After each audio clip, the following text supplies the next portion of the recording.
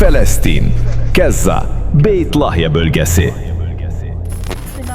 Göndərdikləri çadırlara və yardımlara görə Əl-Baraka fonduna, xüsusilə də Həbib Yəhyayev qardaşımıza öz təşəkkürümüzü bildiririk.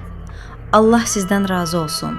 Həm sizə, həm də ailənizə Allah xeyir versin və sizi ən gözəl şəkildə mükafatlandırsın.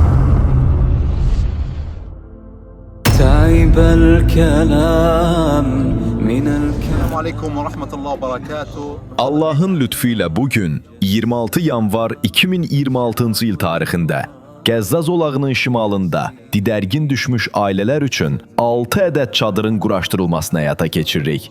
Bu xeyirxah layihə Əl-Baraka fondu və Həbib Yəhyayev qardaşımızın dəyərli ianəsi ilə reallaşdırılır. Uca Allahdan Fələstin xalqına göstərilən bu davamlı dəstəyi qəbul etməsini diləyirik. Allah sizdən razı olsun. Əl-Baraka fondu hər birinizə təşəkkür edir.